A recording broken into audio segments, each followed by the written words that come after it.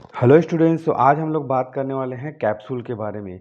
Right, तो यह एक तरह का सॉलिड डोजेस फॉर्म होता है जिसमें हम सॉफ्ट या हार्ड जिलेटिन शेल का यूज़ करते हैं और उसमें मेडिसिन को डालते हैं। राइट, इसमें बॉडी और कैप दो तरह का मतलब शेल होता है जिसमें हम डोजेस फॉर्म को डालने के बाद उसको पैक करते हैं। राइट, और तो हम आज जो टॉपिक है उसमें हम जो बात करेंगे वह है कैप्सूल। ठीक है, तो कैप्सूल को हम जैसे डिफाइन करने की कोशिश करते हैं तो capsule are solid doses form in which the drug substance is enclosed within a hard or soft soluble shell made of gelatin or suitable material। Right, तो कहने का मतलब यह है कि यह एक तरह का सॉलिड डोजेस फॉर्म होता है जिसमें ड्रग सब्सटेंस को इनक्लोज किया जाता है, बंद किया जाता है किसी हार्ड या सॉफ्ट सॉल्युबल शेल में जो कि जिलेटिन का बना हुआ होता है या फिर किसी और सुइटेबल मटेरियल्स का बना हुआ होता है।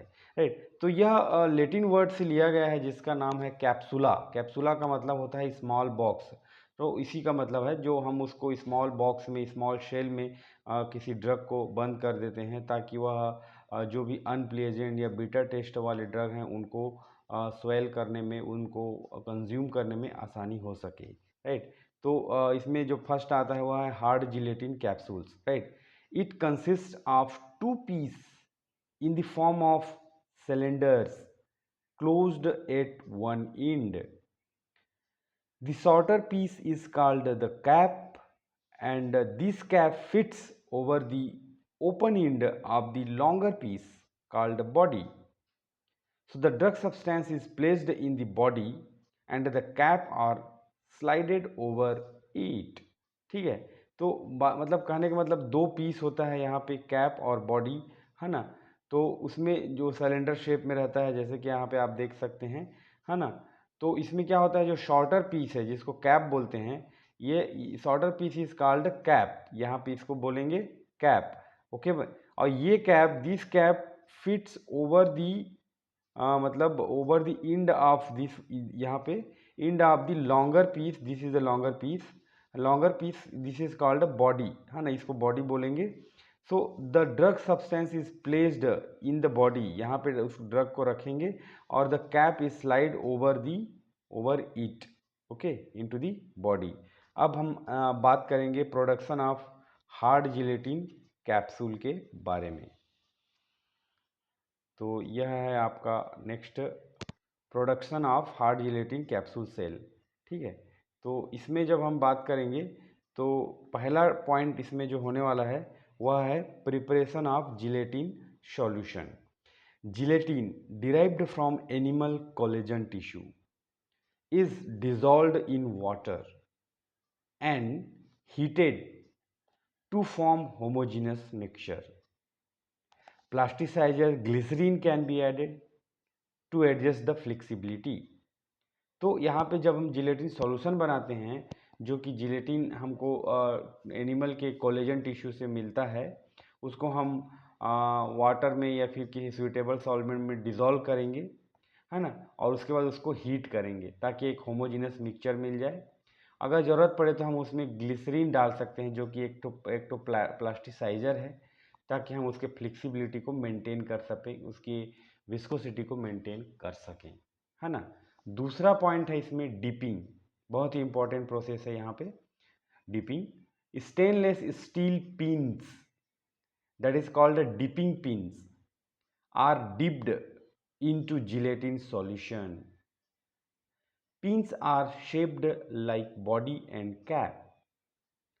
Thickness of gelatin controlled by viscosity and speed of dipping। तो जो भी मतलब स्टेनलेस स्टील, यहाँ पे आप इमेज में देख सकते हैं, ये स्टेनलेस स्टील का जो पिन यहाँ पे रहता है, मतलब बहुत सारे पिन रहेंगे जिनको जिलेटिन सॉल्यूशन, राइट, तो जो वाटर टाइप का दिख रहा है इसको बोलते हैं जिलेटिन, जिलेटिन सॉल्यूशन। ठीक है, ये वाला जिलेटिन सॉल्यूशन है। तो ये स्टेनलेस स्टील पिन जिसको डिपिंग पिन बोलते हैं, ये सब डिपिंग पिन है। यहाँ पे 1 2 3 4 5 6 मैंने दिखाया है यहाँ पे, है ना। Are dipped into gelatin solution and ये जो पिन का जो शेप रहता है वो बॉडी या कैप की तरह रहेगा और इसके थिकनेस को जिलेटिन सॉल्यूशन के थिकनेस को विस्कोसिटी से कंट्रोल करेंगे और स्पीड ऑफ डिपिंग मतलब कितना स्पीड से यह इसके अंदर डिप हो रहा है उसके हिसाब से वो कंट्रोल हो जाएगा ताकि हम उसके अपने बराबर मोटाई से हम उसको कैप और बॉडी प्राप्त कर पाएंगे। ठीक है, अब डिपिंग होने के बाद उसको हम सब्जेक्ट करते हैं ड्राइंग के लिए, राइट। तो जब हम ड्राइंग की बात करते हैं तो ऑब्वियसली यहाँ पे हमको उसको सुखाना पड़ेगा। ठीक है, तो drying the gelatin coated pins are then rotated and moved through a controlled drying environment where air is circulated to dry gelatin and which is forming a hard shell around pin। तो जो भी इसमें deep हुआ है तो इसमें एक coating चढ़ गया है हर पिन के ऊपर, चाहे वो बॉडी का पिन हो या फिर कैप का पिन हो। उसके बाद उसको रोटेट करने के बाद अच्छी तरीके से वो जमने के बाद उसको हम कंट्रोल्ड ड्राइंग इन्वायरमेंट में रखते हैं जहाँ पे एयर सर्कुलेशन होते रहता है और जिलेटिन ड्राई हो जाता है और वह उसको हार्ड शेल के रूप में वह बन जाता है जिसको हम बाद में निकालने वाले हैं। तो चौथा प्रोसेस है striping. Once drying is completed, the hardened gelatin shell are stripped off, remove करेंगे उसको। These cells now resemble to the body and cap। तो यहाँ पे ये जो पिन है इसमें ये जिलेटिन का कोट चढ़ा हुआ है, इसको हम स्ट्रिप ऑफ करेंगे ड्राइंग कंप्लीट होने के बाद और वह बिल्कुल भी मतलब बॉडी और कैप की तरह मतलब बन के मतलब तैयार हो जाएगा। उसके बाद ट्रिमिंग की बात करते हैं। फिफ्थ प्रोसेस है the ends of the capsule shell are trimmed to ensure uniform length and to remove excess gelatin. तो इसमें कई बार क्या होता है ज़्यादा जिलेटिन हो जा रहेगा तो उसको स्ट्रिप ऑफ करेंगे, ट्रिम कर देंगे मतलब कट कर देंगे, है ना, और ताकि हमको एक सही सलामत जो भी एक्सेस जिलेटिन उसमें लगा हुआ रहेगा वो हट जाएगा और एक यूनिफॉर्म लेंथ मतलब एक बराबर लंबाई में हमको हर कैप और बॉडी प्राप्त हो जाएगा। उसके बाद joining the body and cap portions are then joined. ये कैप ऊपर लगेगा बॉडी नीचे रहेगा, इनको जोड़ देंगे हम लोग या खपो देंगे। Stored until they are ready to be filled with medication. इसको फिर रख देंगे जब तक कि वह मतलब मेडिकेशन भरने के टाइम तक वह रखा रहेगा। उसके बाद पैकिंग होगा।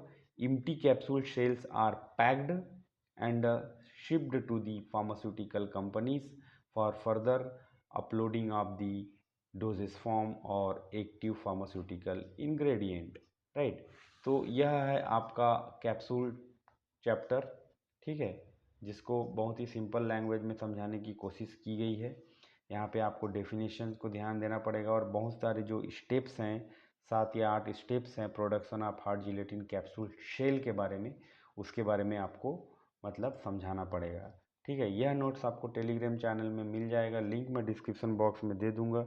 Bye clicking the link you can reach to the notes. आप चाहें तो अपना खुद का नोट्स बना सकते हैं या इसी नोट से डायरेक्टली पढ़ सकते हैं। Thank you, bye bye.